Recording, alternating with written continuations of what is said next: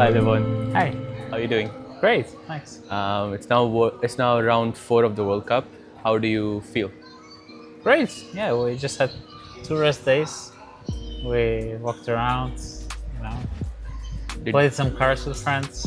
oh, I've been watching. By the way, what game is that you guys It's play? actually Blot. This is like a French game, Uh-huh. but it's very popular in Armenia. And what is it called? Same, Blot. Blood. Yeah. Blood. Okay. And everyone that I have spoken to, including myself, reckon that you have of course, being a World Cup winner yourself 2 times, you have a very high chance of winning. What do you reckon are your chances? I don't really think like that. You know, he's a solid player. I think solid players generally are good in this type of format. So I don't consider myself a favorite. I mean, nominally I am, but in my opinion, there are no favorites in World Cup. As experience of this tournament also showed too many favorites, so-called favorites. So you don't consider yourself a favorite? No, Really? So who would you say is a favorite, or is no one Nobody. a favorite? Really? Is that what makes this tournament so random? I won't say it's random. It's just that the level is very close, and anything can happen in the format. You know, where you have 2 classical games. So I like this system because it kind of equalizes the players, and they're always the ones who take the most risk. Normally, are the ones who benefit. So it's type of format that actually welcomes people to take a risk and be brave.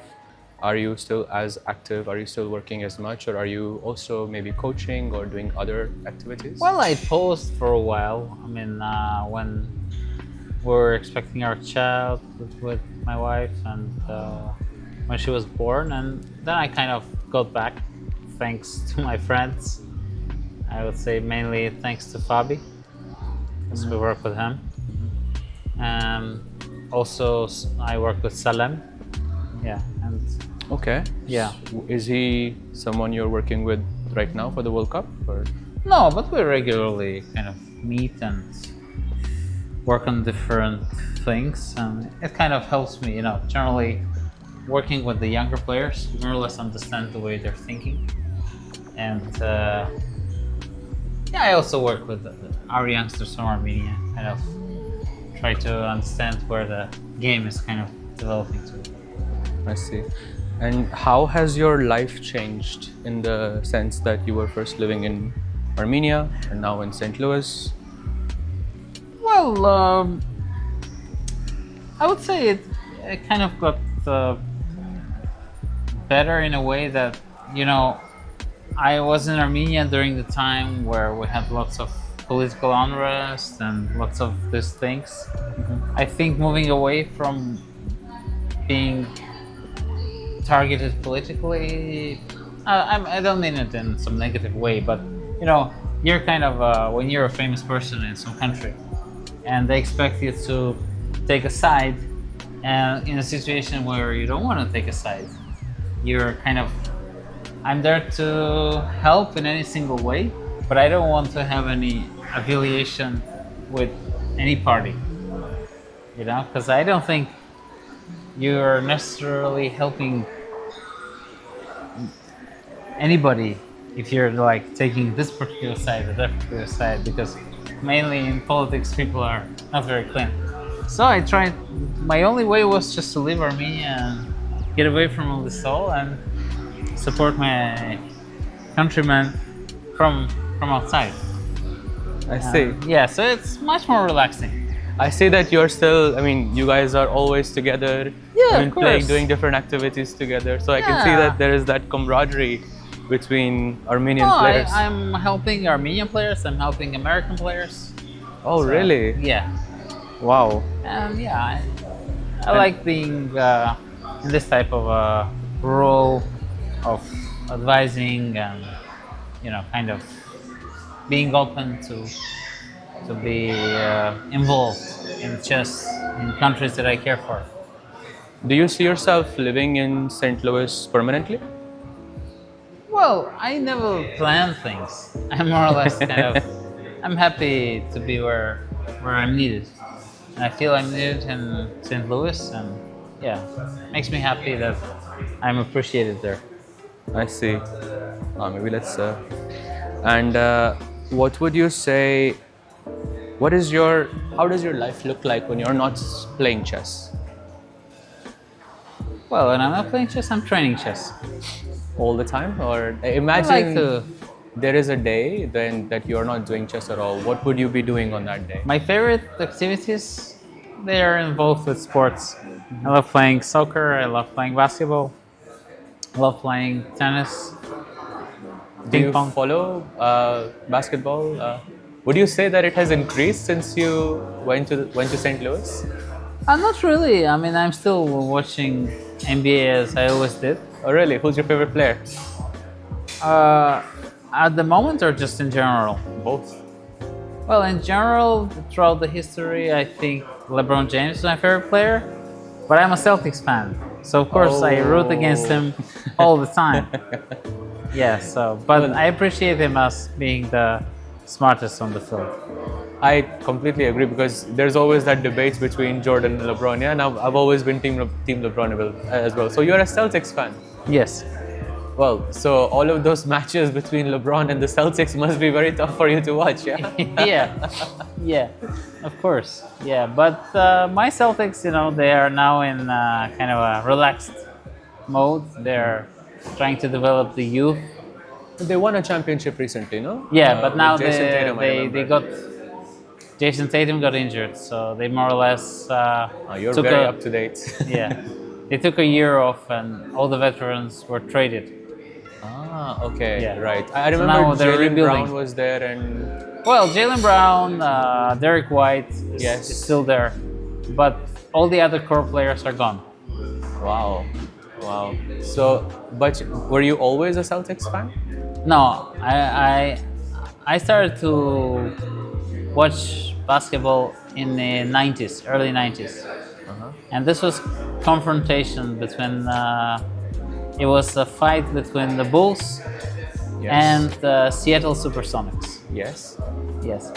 In And- 93, right? Yeah, 92, 93, there was lots of this stuff. And at that time, yeah, of course, I was rooting against Michael Jordan because everybody was rooting for him. So I was rooting for Supersonics. But when they moved, so I rooted for them till 2008. When they moved to Oklahoma, I was like, no, I'm not feeling it. I don't want to, they changed their jersey, and I was kind of, no, I cannot root for them. I got really angry that the team left, although KD was there. Oh, KD is one of Yeah. my favorite players as well. So I kind of said, okay, I'll root for Boston now. I'm just noticing something about you. You're wearing a green jacket. Yes, You're having a green drink. Does it have something to do with? that's my favorite color, and I agree with you. I think that the choosing of the teams in NBA was also connected to this. Really? that's quite interesting. That's very interesting. How did you? Okay, did it ever evolve for you, or were you always Celtics from, let's say, early 2000s to until now? Yeah. Because they had a huge dynasty, right, in the 50s and the 60s with I'm blanking now, but Bill Russell. Bill Russell, of course. Yeah. No, I mean, I never knew about their history till I started rooting for them. I knew they were the most titled team, but then I was like, oh, wow, they have this interesting history, and Bill Russell, he's very kind of inspirational for me. How so? So, I quite often remember like his words when I'm playing. I remember there was it was a game 7, and I think 2 players of the Celtics team were injured. And they're playing in Los Angeles. And the only kind of guy who was playing is Bill Russell. So they're interviewing him before the game. And they're asking him, oh, most likely you're going to lose because you're missing all the best players, and are you prepared to face it? Yeah. And I said, well, I know that this has been done before. Wow. In what, like, done in which sense? Like, you mean he has won championships before? It has been done before that you are a heavy underdog. This is Do you this is generally inspirational. do you generally root for the underdog? Most of the time, yes. So I was an underdog once. Well, you are definitely not an underdog for a very, very long time. Can you give me a recent example of maybe, it doesn't have to be a chess thing, but or any sport where you were rooting for the underdog in any sense? Well, my second team that I'm rooting for is Real Sociedad in Spanish Soccer League. Okay. And they're definitely an underdog. They were almost lost not long ago, but they're making a comeback. I go to the games to watch them. Okay. Yeah. But Celtics in that sense were never the underdogs, right? They were for quite some time. I mean, let's say when they traded off KG, they traded off Paul Pierce and Rachel Rondo. Yes. Yeah, they won a championship, right? In 2008, I believe. 2008 they won, Yes. and then they traded all of them to Brooklyn Nets. And for, let's say, 5 years, they were very average team. And were you still supporting them? Or? Yeah, of course. Really? So you believe that in any sport that if you're following Yes. one thing, then it's like you cannot switch, yeah? Yeah, I believe in that. So if LeBron went to the Celtics, Unless Celtics left Boston and went to, I don't know, Alaska, then you would root won't- for Alaska. I won't be having the same emotional attachment to them. Yeah. Okay, that's very interesting. And in soccer, you are rooting for Real Sociedad, yeah. Sociedad. Do you have a favorite player? In soccer, yes, it's Messi. Okay, wow. I think both of us are aligned in. Usually, people who root for Messi don't root for LeBron. Yeah, at least in my experience. Really? Yes. I'm surprised. I had a discussion. Well, not really a discussion, more like an argument with someone very recently about the whole Jordan and thing. But they like to say that Jordan is more natural in that sense, and Messi is very natural as well. But yeah, Maybe at least in tennis, I'm aligning with the weirdos, because I know that Nadal was not the best, but I always rooted for him. oh really? Yeah, That's very interesting. I always rooted for him because of the passion he brings to the game. Amazing. Yeah, because I felt like he is going after every single ball. He knows that he's not a favorite when he plays against Federer or when he plays against Djokovic. But the spirit there, I always found it to be incredible. What would you say is the single most important quality that makes you a great sportsman? Not just Me in- personally or anybody? No, you personally. Passion. Passion. Yes. And okay, very interesting. So all of your players that you've mentioned are extremely passionate, I'm assuming, yeah? Yes. Okay. Yes. Very interesting. They're not necessarily best. Okay, except Messi in every single component. And why passion? Well, I think it's such a thing, when you're seeing it in a person's eyes, they want it. They're not, let's say, they're not satisfied.